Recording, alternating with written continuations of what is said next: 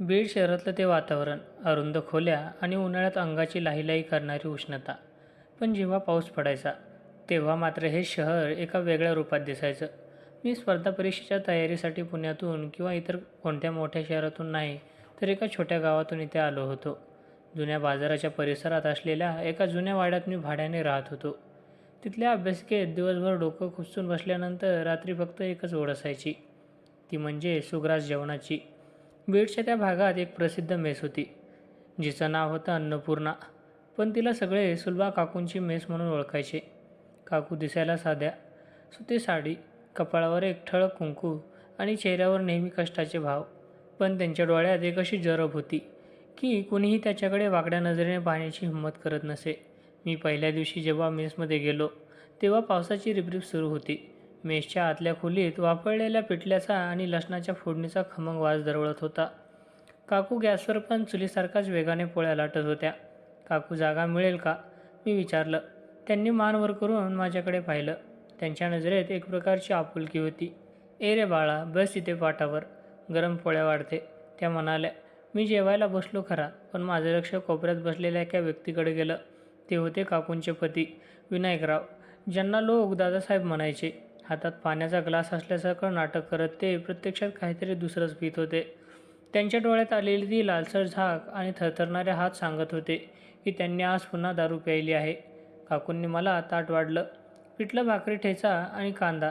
चव इतकी अप्रतिम होती की घरचं जेवण विसरून गेलो. पण जेवताना माझा कान दादासाहेबांच्या पुटपुटण्याकडे होता. सुलभे, आज किती पैसे झाले ग गल्ल्यात? दादासाहेबांचा आवाज जड झाला होता. काकूंनी तिकडे दुर्लक्ष केलं आणि मला म्हणाल्या, जेवण कसं झालं रे? खूप छान काकू, अगदी घरच्यासारखं, मी उत्तर दिलं. पण त्या शांततेचा भंग झाला. दादासाहेब उठले आणि काकूच्या जवळ येऊन ओरडले, विचारतोय ना मी, पैसे कुठे ठेवलेत?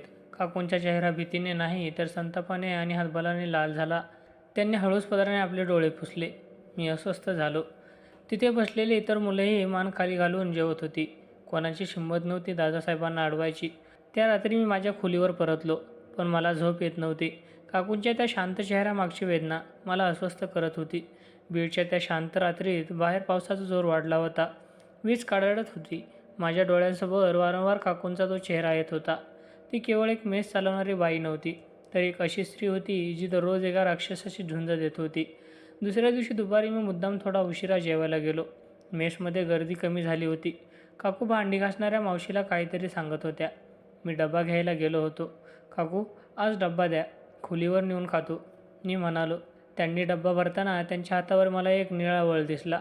काल रात्री कदाचित दादासाहेबांनी मारहाण केली असावी. माझा राग अनावर झाला. काकू, हे काय आहे? त्यांनी मारलं तुम्हाला? मी न राहून विचारलं. काकूंनी चटकन हात मागे घेतला. काही नाही रे, कामाच्या घाईत लागलं असेल. तू तुझा अभ्यासाचं बघ, या फांदात पडू नकोस. पण काकू, किती दिवस सहन करणार? त्यांनी माझ्याकडे पाहिलं. त्यांच्या डोळ्यात पाणी तरळलं होतं. बाळा, ही आमची जुनी रीत आहे. लग्न झाली की हे सगळं नशिबात येतंच. आणि आता वय काय झालं माझं, कोणाकडे जाणार? त्यांच्या त्या शब्दात किती असत्यता होती. त्यांचं वय तसं जास्त नव्हतं, 40-45च्या आसपास असतील. पण दुःखाने त्यांना थकवलं होतं. मी तिथून निघालो, पण मनात एक विचार पक्का केला की मी या माऊलीला मदत नक्की करणार. पुढचे काही दिवस मी मुद्दाम काकूच्या मदतीला जाऊ लागलो. कधी बाजार आणून दे, तर कधी मेसचा हिशोब लावून दे. काकूंना सुरुवातीला संकोच वाटला, पण हळू त्यांनाही माझी सवय झाली. आमच्यात आता फक्त खानावळ मालकीण आणि ग्राहक असं नातं राहिलं नव्हतं. एके दिवशी दुपारी पाऊस खूप होता. मेसमध्ये कुणीच नव्हतं. मी आणि काकू भाजी निवडत होतो. तू का करतोस हे सगळं माझ्यासाठी? त्यांनी अचानक मला विचारलं. मी त्यांच्याकडे पाहिलं. माहीत नाही काकू, पण तुम्हाला असं कष्टात आणि दुःखात बघून राहवत नाही. त्यांनी माझा हात धरला. त्यांचा स्पर्श थंड होता, पण त्यात एक वेगळीच ऊब होती. आजवर मला माझ्या हक्काच्या माणसाने फक्त त्रास दिला, पण तू परका असूनही इतकी काळजी करतोस. त्या क्षणी वातावरणात एक वेगळाच तार निर्माण झाला. ती केवळ सहानुभूती नव्हती, तर एकाकीपणातून आलेली एक ओढ होती. बाहेर पावसाचा आवाज वाढत होता आणि आत आम्ही दोघं एका अशा उंबरठ्यावर उभे होतो जिथून मागे फिरणं कठीण होतं. हे नातं समाजाच्या नजरेत अनैतिक होतं, पण त्या एकाकी वास्तूत ते एकमेव सत्य वाटत होतं. बीड शहरातले ते दिवस आता हळूहळू बदलत होते. माझे अभ्यासाचे तास कमी आणि मेसच्या व्यतीत होणारा वेळ वाढू लागला होता. अन्नपूर्णा मेस आता माझ्यासाठी केवळ जेवणाचे ठिकाण उरले नव्हते, तर तो माझा जगण्याचा एक अविभाज्य भाग झाला होता. काकूंनाही आता माझी सवय झाली होती.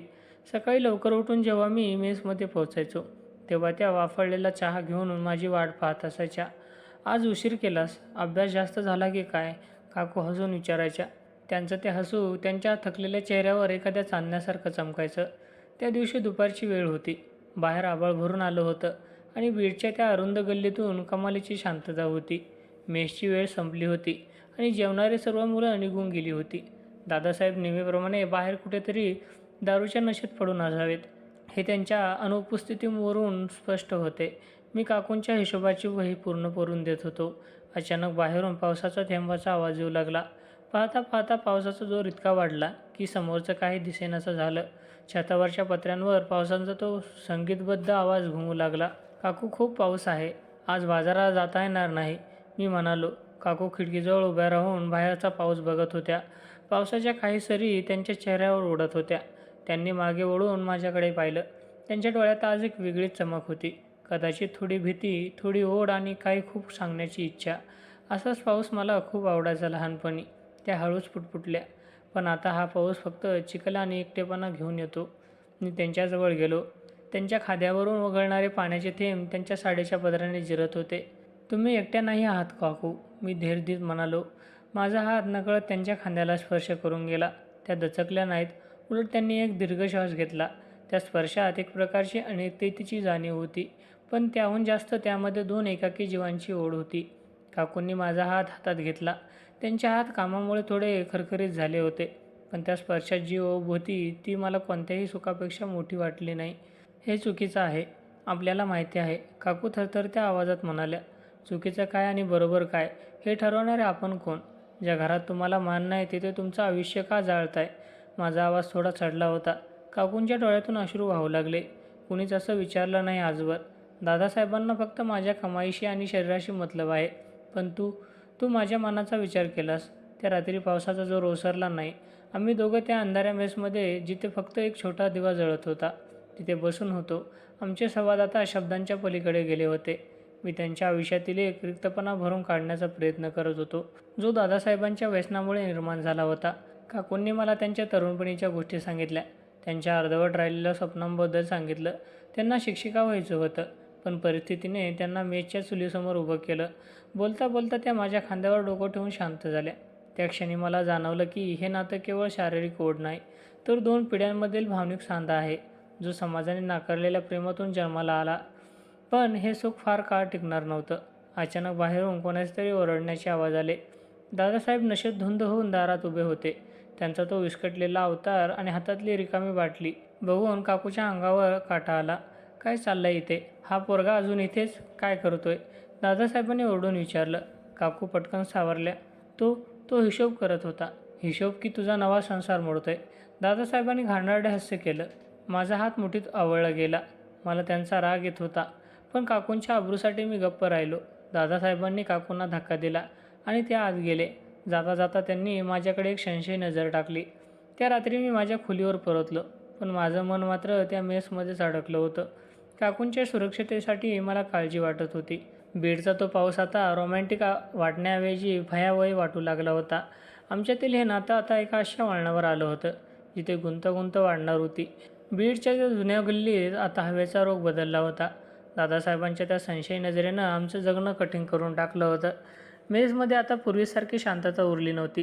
प्रत्येक वेळी मी तिथे गेल्यावर दादासाहेब कुठेतरी कोपऱ्यात बसून माझ्याकडे टक लावून पाहत असायचे. त्यांच्या डोळ्यात राग आणि दारूची नशा यापेक्षा जास्त अधिकार गाजवण्याची हिंस्र वृत्ती दिसत होती. सुलभा काकू मात्र आतापुरत्या बदलल्या होत्या. त्या पूर्वीसारख्या दबून राहत नव्हत्या. माझ्या सोबतीने त्यांना एक मानसिक आधार दिला होता, जो त्यांना आजवर कधीच मिळाला नव्हता. पण हा आधारच त्यांच्यासाठी धोकादायक ठरू पाहत होता. एके दिवशी दुपारी मेसमध्ये गिरायकांची गर्दी ओसरली होती. मी काकूंना दुकानातून काही जीन्स आणून दिले होते. काकू स्वयंपाकघरात पीठ मळत होत्या. मी त्यांच्याजवळ जाऊन उभा राहिलो. काकू, ते काल पुन्हा रात्री भांडले का? मी हळूवजत विचारलं. काकूंनी मान खाली घालून उत्तर दिलं. त्यांचं रोजचंच आहे रे, पण आता त्यांचा संशय वाढलाय. तू थोड्या दिवसांसाठी इथे येणं कमी करशील का? त्यांच्या शब्दात माझ्याबद्दलची काळजी होती, पण माझं मन ते मानायला तयार नव्हतं. मी तुम्हाला अशा परिस्थितीत सोडून कसं जाऊ? अचानक बाहेरून धाडकन दरवाजा उघडल्याचा आवाज आला. दादासाहेब आत आले. त्यांच्या हातात लाकडी काठी होती आणि चेहरा संतापाने लाल झाला होता. काय सुरू आहे तुमचं खुसफुस? ते ओरडले. ह्या पोराची इतकी हिंमत की माझ्या घरात घुसून माझ्याच बायकोशी गप्पा मारतो. अहो तो फक्त मदत करत होता, काकू पुढे होऊन म्हणाल्या. पण दादासाहेबांनी त्यांचा हात झटकला आणि माझ्या अंगावर धावून आले. मदत? कसली मदत? मला सगळं समजतंय. हे जे अनैतिक धागे विणले जात आहेत ना, ते मी आज तोडून टाकणार. त्यांनी काठी उगारली, पण मी चपळाईने त्यांचा हात धरला. त्यांच्या अंगातून दारूचा उग्र दर्प येत होता. दादासाहेब, हात खाली करा. काकूंवर हात उचलण्याची तुमची लायकी नाही, मी ठामपणे म्हणालो. ते स्तब्ध झाले. त्यांच्या स्वतःच्या घरात त्यांच्याच बायकोसमोर एका तरुणाने त्यांना आव्हान दिलं होतं. त्यांचा अहंकार दुखावला गेला होता. त्यांना माझ्याकडे अशा नजरेने पाहिलं, जणू काही ते मला जिवंत जाळून टाकतील. ठोकून काढीन तुला, बीडमधून बाहेर पण पडू देणार नाही. ते पुटपुटत घराबाहेर निघून गेले. त्यांच्या जाण्यानंतर काकूंना रडू कोसळलं. त्या जमिनीवर बसल्या. मी त्यांच्याजवळ गेलो आणि त्यांना सावरलं. त्या क्षणी मला जाणीव झाली की हे नातं आता फक्त भावनांपुरतं मर्यादित राहिलं नव्हतं. तो एक संघर्ष बनला होता. अन्यायाविरुद्धच्या आणि एकाकीपणाविरुद्धचा. आता काय होणार? काकूंनी विचारलं. ते गावात आपली बदनामी करतील. लोक माझ्याकडे कोणत्या नजरेने पाहतील? मी त्यांचा चेहरा हातात घेतला. लोक काय म्हणतात त्यापेक्षा तुमचं सुख महत्त्वाचं आहे. हे जग खूप क्रूर आहे काकू, पण आपण घाबरलो तर ते आपल्याला आणखी चिरडतील. त्या रात्री बीडमध्ये कमालीचा उकाडा होता. पावसाचे चिन्ह नव्हते, पण वातावरणात एक प्रकारचा तणाव होता. मी माझ्या खोलीवर होतो, पण मला राहवत नव्हतं. रात्रीचे 12 वाजले असतील. अचानक मला काकूंचा फोन आला. त्या पलीकडून फक्त रडत होत्या. काय झालं काकू? मी घाबरून विचारलं. त्यांनी मला घरात कोंडून ठेवले. ते खूप मारतायत मला. वाचव मला. त्यांचा आवाज दबता दबता बंद झाला.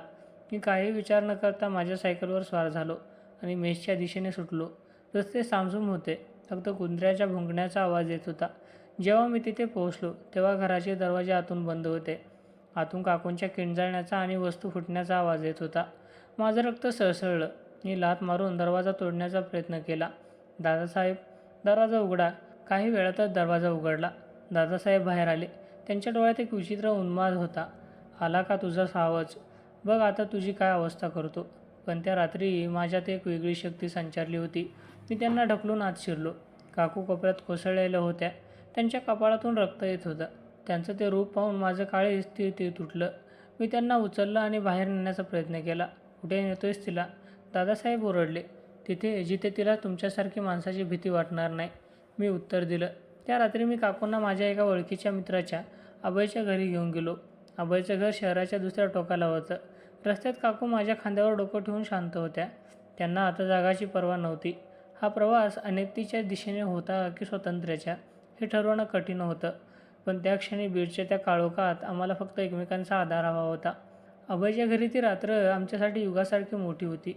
काकूंच्या कपाळावरची जखम मी स्वच्छ केली, पण त्यांच्या मनावर झालेले घाव भरून येणं खूप कठीण होतं. बीडच्या त्या शांत रात्री जेव्हा शहराचे दिवे मालवले होते, तेव्हा काकूंच्या डोळ्यात एक वेगळाच निश्चय दिसत होता. आता परत जाणं शक्य नाही, काकू खंबीर आवाजात म्हणाल्या. दुसऱ्या दिवशी सकाळी ही बातमी वाऱ्यासारखी पसरली. दादासाहेबांनी गावात आमची बदनामी करण्याचा प्रयत्न केला. लोक मेसच्या बाहेर जमून कुजबूज करू लागले. सुलभा काकू एका तरुणासोबत पळून गेली. अशा वावड्या उठवल्या गेल्या. पण त्या दिवशी काकू डगमगल्या नाहीत. त्या स्वतः मेसवर गेल्या. तिथे जमलेल्या गर्दीसमोर आणि दादासाहेबांसमोर उभ्या ठाकल्या. हो, मी या घराबाहेर पडले आहे, काकू गर्जना करत म्हणाल्या.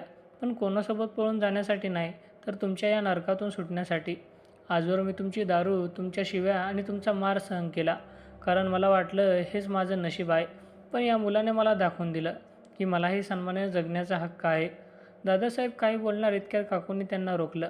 या मेसची जागा माझ्या वडिलांच्या नावावर आहे. आजपासून या घरात तुमचं काहीही काम नाही. तुम्ही या क्षणी इथून निघून जायचं. पोलीस तिथे पोहोचले होते. दादासाहेबांच्या त्रासाचे सर्व पुरावे समोर होते. त्यांची रवानगी कोठडीत झाली. पण खरा संघर्ष आता सुरू होणार होता.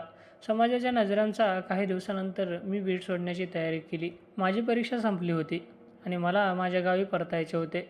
स्टेशनवर काकू मला सोडायला आल्या. त्यांच्या चेहऱ्यावर आता भीती नव्हती, तर एक प्रकारचे तेज होते. तू गेलास तरी माझ्या मनातलं तुझं स्थान कधीच कमी होणार नाही, त्या हळूच म्हणल्या. आमचं नातं जगासाठी अनैतिक होतं, कारण त्यात वयाचं अंतर होतं आणि एक विवाहित स्त्री एका तरुणाच्या प्रेमात पडली होती. पण प्रत्यक्षात ते नातं अनैतिकतेपेक्षा मुक्तीचं जास्त होतं. आम्ही एकमेकांना शरीराने नाही, तर आत्म्याने सावरलं होतं. काकू, तुम्ही स्वतःला सांभाळा. आता तुम्ही कोणावरही अवलंबून नाही आहात. मी त्यांचा हात हातात घेतलं. बस सुरू झाली. मी खिडकीतून पाहिलं. काकू लांब उभ्या राहून हात हलवत होत्या. बीडच्या त्या गल्ल्या, तो पाऊस आणि काकूची ती मेस, हे सगळं माझ्या आयुष्याचा एक असा भाग बनलं होतं जो मी कधीच विसरू शकणार नव्हतो. कधीकधी आयुष्यात अशा व्यक्ती भेटतात ज्या आपल्याला चुकीच्या वेळी भेटतात पण योग्य मार्ग दाखवून जातात. आमची ही कथा कदाचित जगाच्या दृष्टीने अपूर्ण किंवा चुकीची असेल, पण त्या बीडच्या आठवणीत ती कायमची नैतिक म्हणून कोरली गेली आहे.